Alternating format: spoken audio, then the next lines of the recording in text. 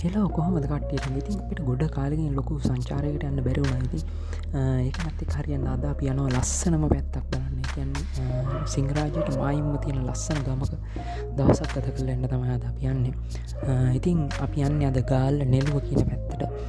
ඉතින් ඕගොල්ලන්ට අපි මේ ගමන අතරතුර වෙච්ච රසබර සිදුවීම් අපි ගිය තැන් අපි ලැබපු අත්දැකීම් ඕගොල්ලන්ට මේ වීඩියෝ එකෙන් බලා ගන්න පුළුවන්. ඉතින් ගමනට මාත් එක්ක තව මගේ යාළුවෝ කීප දෙනෙක් එකතු වෙනවා.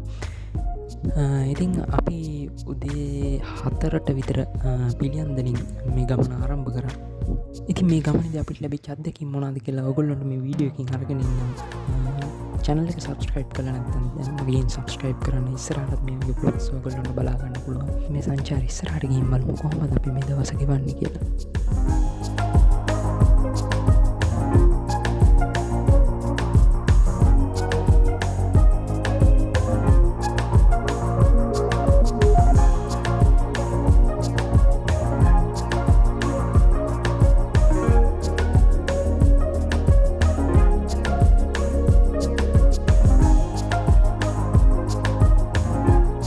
අපි ගමන ආරම්භ කරලා ටික වෙලාවක් ගිහිල්ලා පාන්දර 6ට විතර අපි පොඩ්ඩක් මග ලස්සන පරිසරයක් තියෙන සුන්දර වටපිටාවක් තියෙන තැනක අපේ වාහනේ නැවැත්වුවා. ගස් කොළන් වලින් පිරිච්ච වටපිටාවක් තියෙන මාරම ලස්සන පැත්තක්.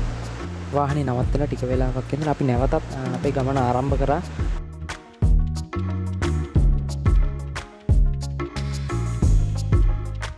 ඉතින් නැවතත් අපි ගමන ආරම්භ කරලා ටික දුරක් යනදී ලස්සනට කඳු ආයක් මැදින් මීදුම ඇවිල්ලා මාර සුන්දර දර්ශන ගොඩක් අපිට බලා ගන්න පුළුවන් වුණා. මම ඔයගොල්ලන්ට මේ වීඩියෝ එකක් දාලා තියෙනවා.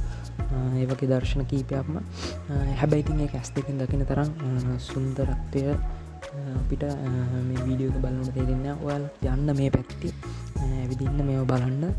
එතකොට ඔයාලට වෙනම ලෝකයකට යනවා වගේ දැනේ. මොකද මේවා ඒ තරම් සුන්දර දර්ශන.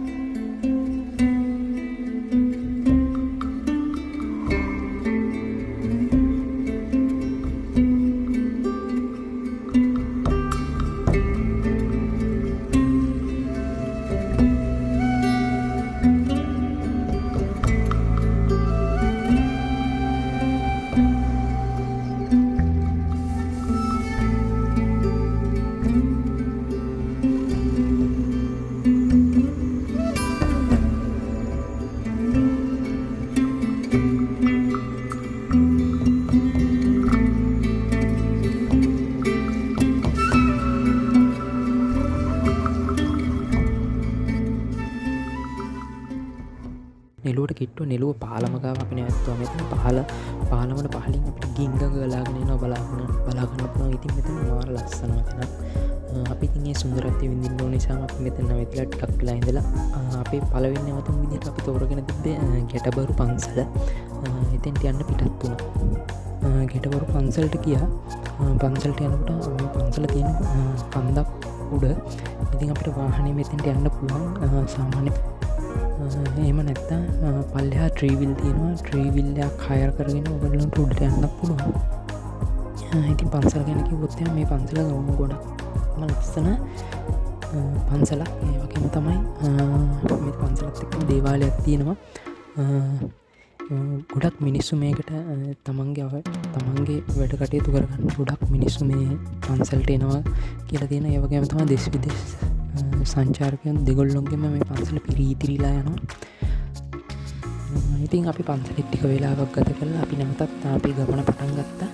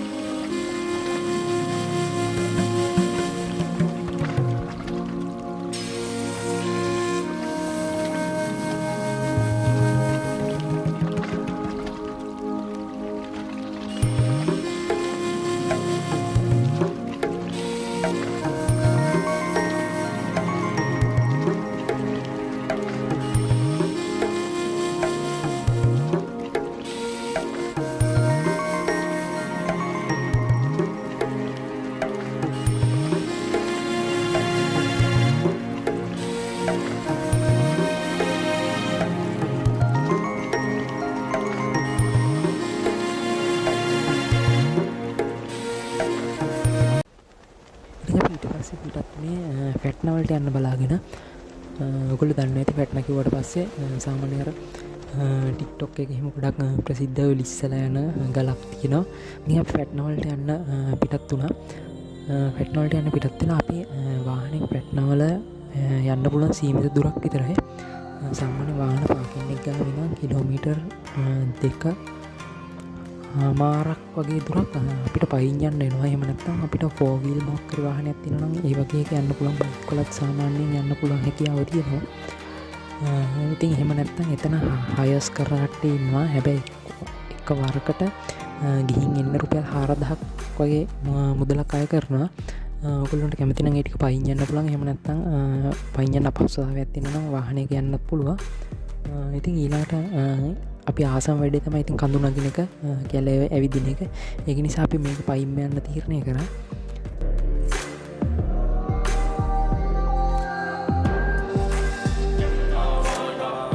ඉතින් ආවට වටපිටාවේ තියෙන සුන්දරත්වයත් ඉඳගෙන අපි පයින්ම අපේ ගමන පටන් ගත්තා.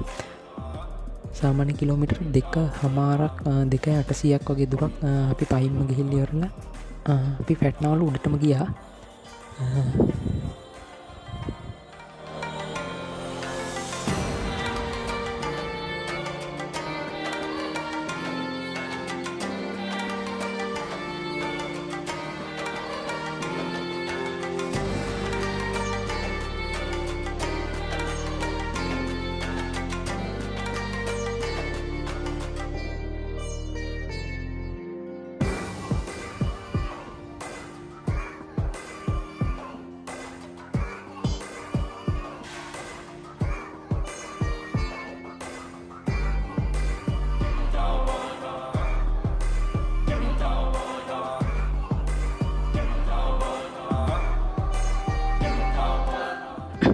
ඉතින් ෆැට්නාවල පැය කීපයෙන්ම ගත කරලා ඊළඟට අපි යාළුවාගේ ඥාති වෙන ගෙදරක තමයි අපි එදා රෑ නැවතුනේ.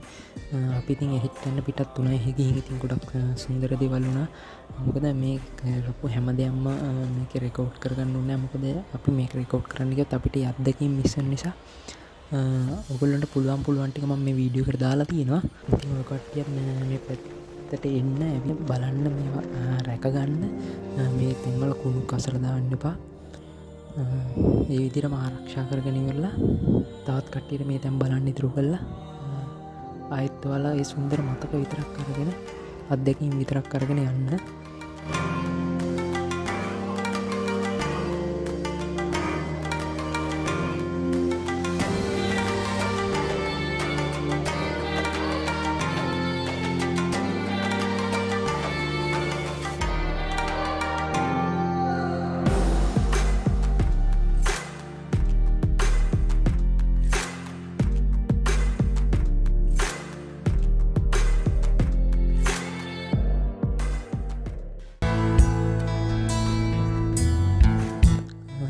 පහුදා උදේම අපිට රස්සට එකක් හම්බුණා. අපි ඒකත් බොන ගමන් ගෙදර තියෙන්නේ කන්දක් උඩ කොටසක.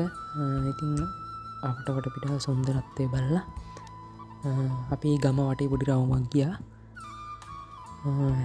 ඇත්තටම ඉතින් කිව්වොත් මේක මාර නිස්කලංක පරිසරයක් තියෙන්නේ. නිස්කලංක කමටම ඉතින් මොන ප්‍රශ්නේ තිබ්බත් නැති වෙනවා. මොකද ගස් කොළන් බැලුවට ගස් කොළන් පේන්නේ කොළ පාට විතරයි. ඔයගොල්ලෝ මේ පරිසර පද්ධති වලට එන්නේ ඉතින් මේවා විඳින්න හොඳම. ඔයගොල්ලෝ හිතන මනසට මාර සැහැල්ලුවක් දෙනවා. ඇත්තටම ඉතින් අපිට එන්න හිතෙන්නේ මේ ගම දාලා මේ ඉතින් මේ බ්ලොග් එක ගොඩක් ගමේ දින කරපු දේවල් ගොඩක් අඩුයි ඉතින්. මොකද හැමදේම වීඩියෝ කරනකොට අපිට අත්දැකීම් ගන්න බැරි වෙනවා. ඒක මිස් වෙනවා. ඒ නිසා පුළුවන් වීඩියෝ කරලා දැම්මා. ඒ වගේම තමයි ඔයගොල්ලෝ සංචාරය කරන කිසිම තැනක කුණු රොඩු නම් දාන්න එපා. මේ පරිසරය ආරක්ෂා කරගන්න හැමදේම කියන වගේ පරිසරය ආරක්ෂා වුණොත් තමයි අපිත් ආරක්ෂා වෙන්නේ. ඒක නිසා පුළුවන් තරම් මේ පරිසරය රැකගන්න. එහෙනම් තවත් බ්ලොග් එකකින් හම්බ වෙනකම් හැමෝටම සුබ දවසක්. විල්යායේ තොල පාරේ නිල්වන් ජලාසේ ගම්තීරේ ගුරු පාරේ සිරිදෙව් සිනාසේ විල්යායේ තොල පාරේ නිල්වන් ජලාසේ ගම්තීරේ ගුරු පාරේ සිරිදෙව්